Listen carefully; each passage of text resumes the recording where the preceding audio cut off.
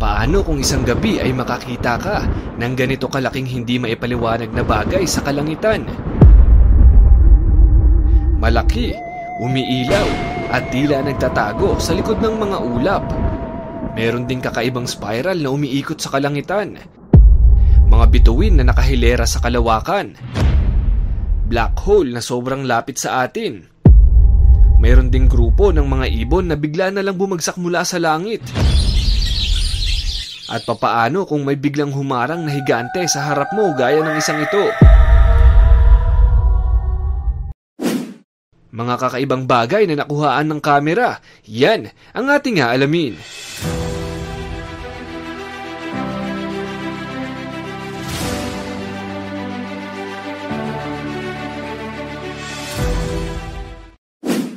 Nagtala ako ng 7 mga kakaibang phenomenon. Panoorin nyo ng buo ang video dahil karamihan sa mga ito ay kinagulat ng mga siyentipiko. Simulan natin sa mga ibong ito. Lahat tayo ay nakakita na ng lumilipad na ibon. Pero nakita mo na ba silang bumagsak? Isang umaga sa Mexico, bigla na lang bumagsak mula sa langit ang mga ibong ito. Napag-alaman na ang mga ibong ito ay tinatawag na yellow-headed blackbirds. Ayon sa report, walang hangin o walang ulan nung mga oras na ito. Pero bigla na lang silang bumagsak na para bang may malakas na puwersang nagtulak sa kanila. Marami sa mga ibon ang namatay sa pagbagsak at ang iba naman ay nakalipad palayo. Nagulat ang mga residente at napakamot sa ulo sa nangyari. Malamang kayo rin. Haka-haka naman sa lugar. Baka daw nakuryente ang mga ibon. Ang iba naman ay sinisisi ang mataas na polusyon sa lugar. At ang iba, sinasabing maaaring may predatory bird na humahabol sa mga ibong ito. Usap-usapan din na tila may kung anong elemento ang nagtulak sa mga ito. Ano sa palagay mo, kapantas? I-comment na yan sa baba. Ikalawa ay tatawagin nating Starlight Express. Matapos ang sunod-sunod na bagyo, nakakagaan sa pakiramdam ang makitang maliwanag uli ang kalangitan. Lalo na sa gabi, walang katulad ang pag-stargazing ng walang ulap sa langit. Napakasarap manood ng libreng light show ng kalikasan. Kung maswerte ka, baka makakita ka pa ng shooting star. Ngunit kung talagang maswerte ka, baka makakita ka ng kakaiba tulad nito. Si Mr. Pantas ay hindi isang astrophysicist, pero alam natin na stationary lang ang mga bituin. Hindi dapat sila gumagalaw tulad ng mga tren sa kalangitan tulad nito. Una itong nakita noon sa Brazil, pagkatapos ay nakita din sa Washington, USA. Makalipas ang 3 taon ay nagpakita naman ito sa United Kingdom. Pero sandali, hindi ba alien species ang mga ito, mga kapantas?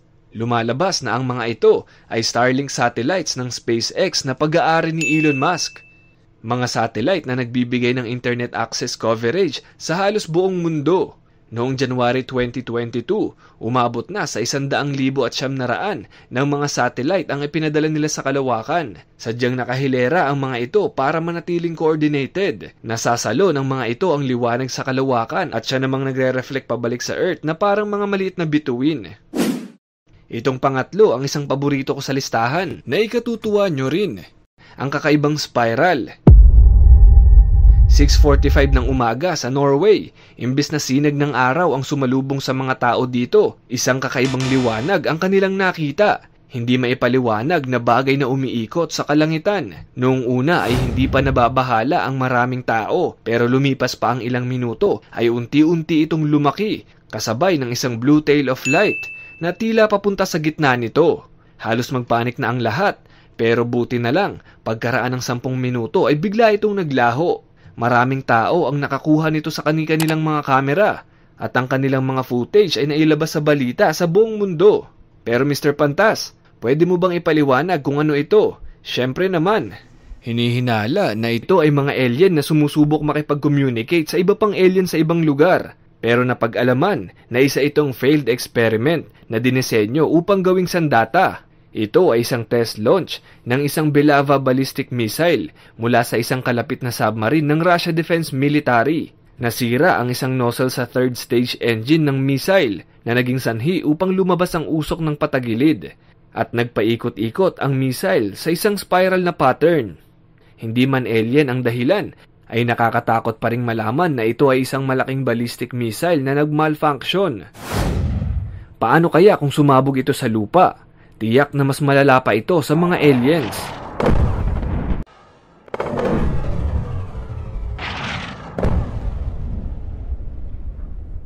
ika-4 ay talagang nakakamangha, ang pinakamalapit na black hole. Noong 2019, inilabas ng mga astronomers ang kauna-unahang litrato ng black hole. Trivia: ang black hole ay isang lugar sa space kung saan napakatindi ang gravity, kaya walang anumang bagay kahit na ang liwanag ang makakatakas dito. Sa loob ng maraming taon, ang mga komplikadong teoryang ito ay nagbibigay sa atin ng ideya kung ano ang magiging itsura nito ng malapitan. Ngunit ang sukat ng bagay na ito ay mahirap pa ring maintindihan. Hanggang sa biglang lumabas ang footage at mga litrato ng isa sa mga malalaking black hole na ito na nakalutang sa ibabaw ng isang maliit na bayan sa Russia noong 2015. Talagang nakakatakot.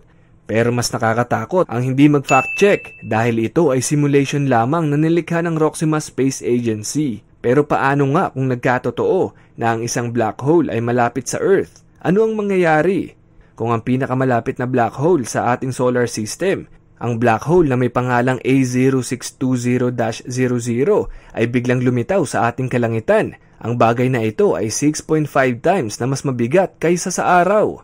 Pero mas maliit ito at may 45 milyang lapad lamang. Ibig sabihin, ito ay halos kasing laki lamang ng isang malaking city. Pero may bigat ito na higit sa 13.2 octillion tons. Wow, napakaraming zero niyan. Kayang-kaya nitong higupin hindi lang ang Earth, kung hindi pati ang araw. Kaya nga ang gravity sa black hole na ito ay napakalakas, na kung lilitaw ito ng mas mababa sa 805 kilometers mula sa Earth, o higit doble ng distansya sa buwan, literal nitong sisirain ang mundo.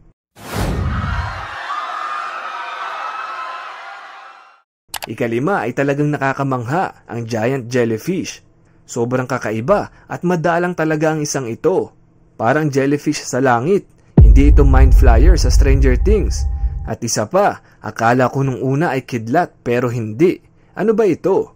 Noong 2015, kumuha ang NASA ng isang imahe ng katulad ng red flash mula sa kalawakan. Hindi sigurado ang mga siyentipiko kung ano ba ito. Pero sa ngayon ay tinatawag itong red sprites. Ang normal na kidlat mula sa ulap hanggang sa lupa ay may negative electric charge. Pero ang mga red sprite ay madalas natitrigger sa isang malakas na positive na bolt ng kidlat malapit sa lupa. Napakalakas dahil may 10 beses na mas malakas kumpara sa mga normal na kidlat. Kaya pag natamaan ka nito, alam na natin ang mangyayari. Ika-6 ay nakakatakot. May mga napakalaking imahe ng kakaibang nilalang na bigla na lang humaharang sa daanan. May singtaas ng poste, may mas mataas pa. Meron ding nagtatago sa ilalim ng tulay. Nag-viral ang mga imahe na ito at napag-alaman natin na gawa lang pala ito ni Trevor Henderson, isang sumisikat na horror artist sa Canada. Ilan sa gawa niya ay talagang kilala, gaya na lang ng Siren Head at Bridgeworm. Yung Bridgeworm talaga ang kinabahala ko, buti na lang hindi totoo. Itong huli ang pinaka-naku-curious ako. Ang nilalang sa likod ng mga ulap. Ang kakaibang hugis na ito ay nag-viral nitong nakaraan. Isang Facebook user sa US ang nag-livestream ng bagyo sa kanilang lugar at aksidenteng nahagip ang isang ito. Isang parang hugis bowling pin o parang malaking palayok na may umiilaw na mga mata. Palutang-lutang sa kalawakan, tila malaki at nagtatago sa likod ng mga ulap. Tumaas ng tumaas ang kanyang views ng mga oras na iyon. Marami ang nagtataka kung ano ba talaga ang nasa himpapawid. Sari-saring komento ang kanyang nakuha. May mga namangha, ang iba naman ay natatakot. Sino ba naman kasi ang hindi matatakot kung biglang may ganito sa himpapawid sa gitna ng bagyo? Nakarating sa otoridad ang Facebook Live na ito. Nagkaroon ng investigasyon at napatunayan ng mga eksperto na isa lang itong eksperimento sa pag-i-edit ng video ng isang tao. Napag-alaman na hindi talaga ito live nangyayari.